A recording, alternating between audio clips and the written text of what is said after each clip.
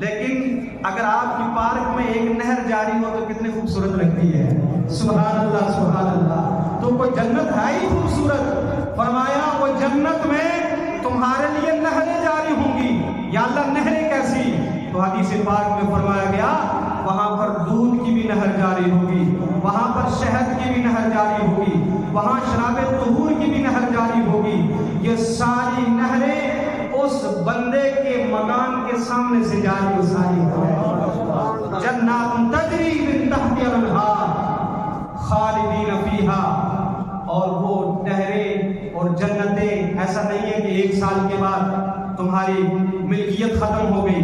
دنیاوی مال و متاع جب تک تمہاری آنکھیں کھلی ہیں تمہاری ہیں, لیکن جب دنیا سے چلے جاؤ گے اس کے وارث کوئی اور بن جائیں گے. لیکن جنت ایسی ہے, قرآن پاک نے فرمایا خالدین فیہا, اس میں تمہیں ہمیشہ ہمیشہ رکھا جائے گا. لہم ازواج مطہرۃ, اور یہ نہریں نہیں بلکہ رب العالمین نے تمہارے لیے پاک بیویوں کو بھی مقرر کیا ہوا ہے. ازواج زوج کی جمع, مطہرہ پاک کو کہتے ہیں. یعنی ایک عام جنتی جو ہوگا جو سب سے کم درجے کا ہوگا اس کو بھی 72 حوریں ملیں گی. سبحان اللہ. اور اس حور کی شان یہ ہوگی, فرمایا حدیث پاک میں آتا ہے کہ اگر جنت کی حور اپنا چہرہ ایک سوئی کے ناکے کے برابر دنیا میں کھول دے تو سورج کی روشنی اس کے سامنے ایسی ہو جائے جیسے کہ سورج کے سامنے چراغ رکھا جائے.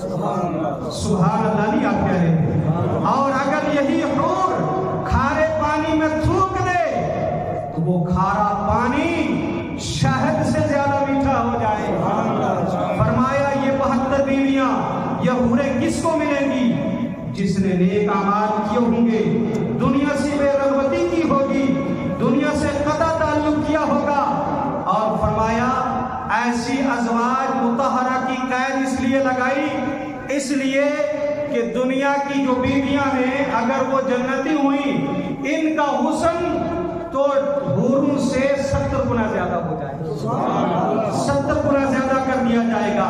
اب دنیا میں اگر کوئی مرد کسی دوسری عورت سے شادی کرے, اگر مولانا گلزار صاحب کے پاس کوئی فتویٰ پوچھے تو یہ کہیں گے بالکل جائز ہے, لیکن شرط یہ ہے کہ آپ عدل کرو گے. یہی ہے نا, آپ عدل کرو گے.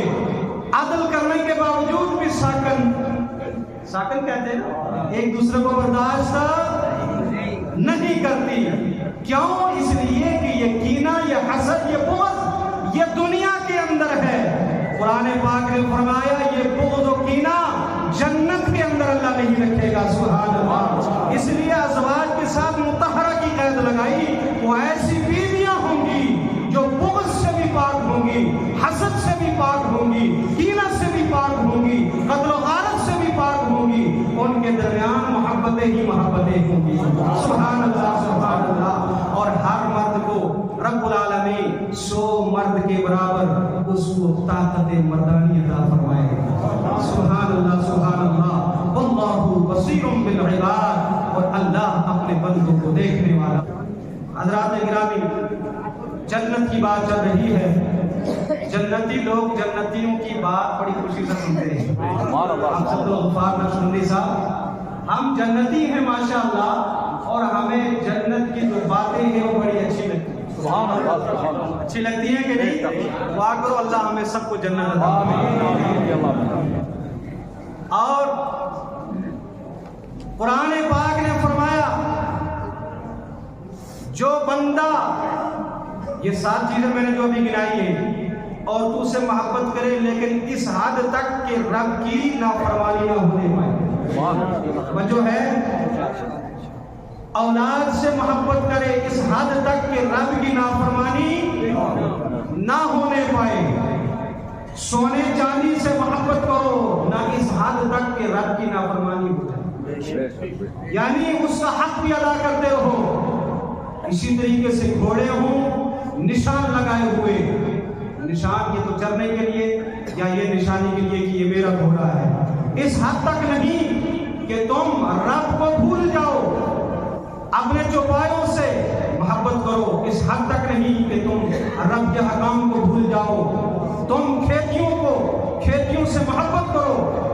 को बो अच्छे तरीके से, ना इस हद तक कि तुम उशर भी भूल जाओ, ना इस हद तक कि घास कटाई के वक्त तुम रब के हकाम भूल जाओ, ना इस हद तक कि घास कटाई के वक्त तुम नमाज भूल जाओ, ना इस हद तक कि ना तुम घास कटाई के वक्त अपने ढोल बाजों को लेकर शरीयत की धज्जियां उड़ाओ। ऐसा नहीं होगा। जब ऐसा नहीं करोगे तो कुरान पाक फरमाता है कुल ए हबीब ऐलान फरमा, यानी रब का अंदाज देखो, ऐ मेरे महबूब मेरी मंशा ये है कि कलाम मेरा हो, जुबान तेरी। और एक और नुक्ते की तरफ इशारा फरमाया, ये जो हमारे अमाल हैं, मोमिनों के अमाल हैं, मूसा अलैहिस्सलाम के डंडे के मालिक। समझो रखना, ये तफसीर में फरमाया गया, यहाँ पर तरफ से नहीं कह रहा। मूसा अलैहिस्सलाम का असर क्या था, जो ही उसको मूसा अलैहिस्सलाम का हाथ लगता, अगर दुश्मन हमलावर होते अजदहा बन जाता, रात की तारीकी होती टारच बन जाती। आप अगर बकरियों के लिए पत्ते उससे दरख्त से उतारते तो ऊंचा हो जाता। सुभान अल्लाह, सुभान अल्लाह। तो ये यदे मूसा की करामत थी कि मूसा अलैहिस्सलाम का हाथ उस डंडे से लगा तो डंडा मुबारक हो गया। फरमाया तुम्हारे अमाल भी हुजूर के तवस्सुल के मोहताज हैं, तुम्हारे अमाल को हुजूर का वसीला अगर मिल जाएगा, जिस तरह मूसा अलैहिस्सलाम का डंडा वो करामत बन जाता था, तुम्हारे अमाल भी करामत बन जाएंगे, तुम्हारे अमाल भी करामत बन जाएंगे। और रब ने क्या प्यारे अंदाज में फरमाया, क्या मैं तुम्हें खबरदार न करूं? क्योंकि एक वो होता है कि सदर साहब ऐलान कर दे, जनाब अगले जुम्मे को ये चल रहा होगा, अगले जुम्मे को चिटाई बिछाई जाएगी, अगले जुम्मे भी अपने वालिदैन की साल समात के लिए आपने ये लाना है, ये तो अलग बात। लेकिन अगर सदर साहब ये कहें, क्या मैं तुम्हें इस बात की खबर ना दूं कि अगर तुम वो उस पर अमल करो तो फिर तुम्हारा बेड़ा पार हो जाएगा, तो तुम्हारे ज़हन इस तरह मुतवज्जो हो जाएंगे, आज कौन सी बात कहने वाले। तो शायद चूंकि जो आगे वाला जो सामे है वो इस तरफ अपने जहन को पूरी अटेंशन मुतवज्जे कर देता है, तो रब कायनात ने फरमाया अभी ऐलान फरमा दो, क्या तुम्हें मैं खबरदार ना करूं? सुभान अल्लाह। इसमें एक और नुक्ता है।